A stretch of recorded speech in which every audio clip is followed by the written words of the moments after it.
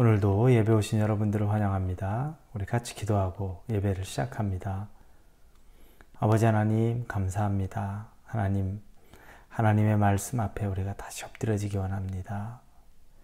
우리의 지혜로, 우리의 능력으로 하루하루 살아갈 수 있는 방법이 저희는 없습니다. 하나님이 저희에게 보여주시는 만큼, 깨닫게 해주시는 만큼 분별하고 살아가게 하여 주옵소서. 예수님의 이름으로 기도합니다. 아멘. 말씀은 오늘 욥기 3장 1절에서 13절입니다. 욥기 3장 1절에서 13절입니다. 욥기 3장 1절에서 13절 우리 같이 읽겠습니다. 그 후에 욥이 입을 열어 자기의 생일을 저주하니라. 욥이 입을 열어 이르되 내가 난 날이 멸망하였더라면 산의 아이를 베었다 하던 그 밤도 그러하였더라면 그날이 캄캄하였더라면 하나님이 위에서 돌아보지 않으셨더라면 빛도 그날을 비추지 않았더라면 어둠과 죽음의 그늘이 그날을 자기의 것이라 주장하였더라면 구름이 그 위에 덮였더라면 흑암이 그날을 덮었더라면 그 밤이 깜깜한 어둠에 잡혔더라면 해의 날수와 달의 수에 들지 않았더라면 그 밤에 자식을 베지 못하였더라면 그 밤에 즐거운 소리가 나지 아니하였더라면 나를 저주하는 자들 곧 리워야단을 격동시키기에 익숙한 자들이 그 밤을 저주하였더라면 그 밤에 새벽별들이 어두웠더라면 그 밤이 광명을 발할지라도 얻지 못하며 동틈을 보지 못하였더라면 좋았을 것을. 이는 내 모태의 문을 닫지 아니하여 내 눈으로 환난을 보게 하였음이로구나. 어찌하여 내가 태에서 죽어나오지 아니하였던가. 어찌하여 내 어머니가 해산할 때 내가 숨기지 아니하였던가. 어찌하여 무릎이 나를 받았던가. 어찌하여 내가 젖을 빨았던가. 그렇지 아니하였던들 이제는 내가 평안히 누워서 자고 쉬었을 것이니. 목회를 하다 보니까 정말 여러 사람들을 만나게 됩니다. 기분 좋은 일, 행복한 일, 같이 즐거움을 나눌 일도 또 많았지만 그러나 반대로 너무너무 가슴 아픈 일들도 많이 봤습니다. 힘들고 어려운 일을 보고 본인이 그런 일을 겪기도 하고 가정에서 가족들이 그런 일을 겪기도 할 때 그걸 볼 때 제가 여러 가지 공통적으로 좀 들었던 말들이 있습니다. 특히 지금으로서는 수습할 수도 없고 돌이킬 수도 없는 일들을 경험했을 때 많은 사람들이 하던 얘기가 왜 그때 내가 그걸 말리지 않았을까요? 또 가족 중에 누가 어떤 사고로 잃게 되거나 그랬을 때 왜 그때 거기로 떠나간다고 할 때 내가 잡지 않았을까요? 왜 내가 같이 가지 않았을까요? 왜 내가 조금이라도 일찍 연락하지 않았을까요? 계속 그런 후회가 듭니다. 사실은 그렇게 생각해 보면 어느 것 하나도 이 세상을 살면서 우리가 할 수 있는 건 없죠. 결과론적으로 보면 우리 몇 해 전에 대한민국에서 그 수많은 어린아이들이 세월호라는 배에서 바닷속에 찬 바닷속에서 우리가 죽었던 것을 기억합니다. 그때 부모가 절규했던 것. 왜 내가 그 아이들을 그때 수학여행을 보냈을까? 이런 얘기들을 합니다.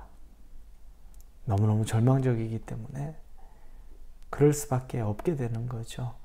오늘 욥을 보면 욥도 그렇습니다. 욥이 자기의 삶을 저주하듯이 자기의 삶을 정말로 스스로가 아주 절망 가운데 있으면서 저주하듯이 얘기합니다. 3장 1절부터 그 후에 욥이 입을 열어 자기의 생일을 저주하니라. 3절에 내가 난 날이 멸망하였더라면 산의 아이를 베었다면 그 밤도 그러하였다면 쭉 그런 내용이 나오고 11절에 보니 어찌하여 내가 태에서 죽어 나오지 아니하였던가. 어찌하여 내 어머니가 해산할 때 내가 숨지지 아니하였던가. 우리 어머니가 나 태어나게 했을 때 내가 태에서부터 죽었으면 좋았을 걸. 내가 그때 숨졌으면 좋았을 걸. 내가 낙태되었으면 좋았을 걸. 그러면 지금 이런 고통은 내가 겪지 않았을 건데.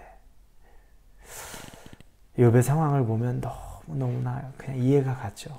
그런데 이해가 간다는 말도 사실은 어폐가 있습니다. 왜냐하면 그만한 고통에 겪어본 사람만이 그 고통을 알죠. 웬만해서는 이런 고통 가운데 있는 경우도 참 드물지 않습니까? 보면 상상도 안 가고 어떨까라는 짐작도 안 갈 정도의 고통입니다. 가진 것 모두 잃고 자녀도 다 잃고 자기의 병도 아주 심해서 몸을 가누기조차 힘든 상황, 상상조차 안 되는 상황. 그러니 차라리 내가 태어나지 않았으면 좋았을 걸. 우리 부모가 나를 태어나오게 하지 않았으면 좋았을 걸. 이런 자기 인생 자체에 대한 저주가 가득하게 생겨납니다. 욥은 그 이전까지는 자기 입술을 지켰습니다. 입술로 하나님 앞에 범죄하지 않았는데 이제 친구들이 방문한 거죠. 친구들 앞에 두고서 어떻게 보면 자기 마음이 터진 겁니다. 그러면서 이런 고백을 하게 되는 거죠.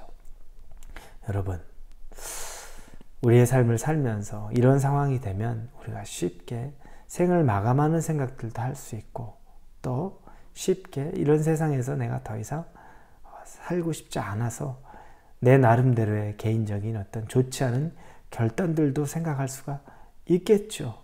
우리 주변에 그런 일들이 얼마나 많이 있었습니까? 또 지금도 있습니까?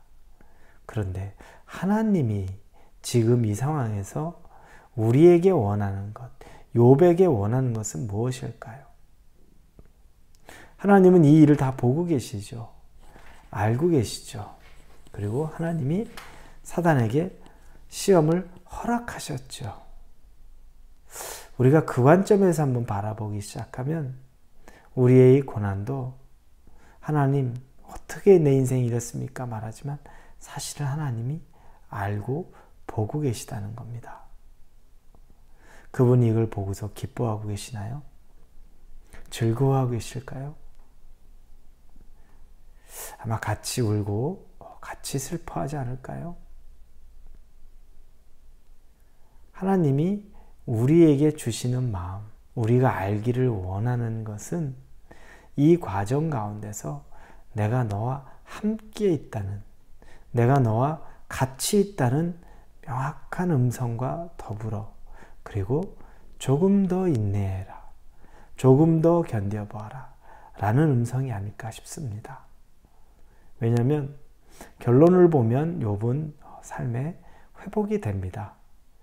더 부유했다, 더 많은 자녀가 가졌다, 그런 생각으로만 하면 나 더 부유해지지 않아도 괜찮아요. 자녀 더 많지 않아도 괜찮아요.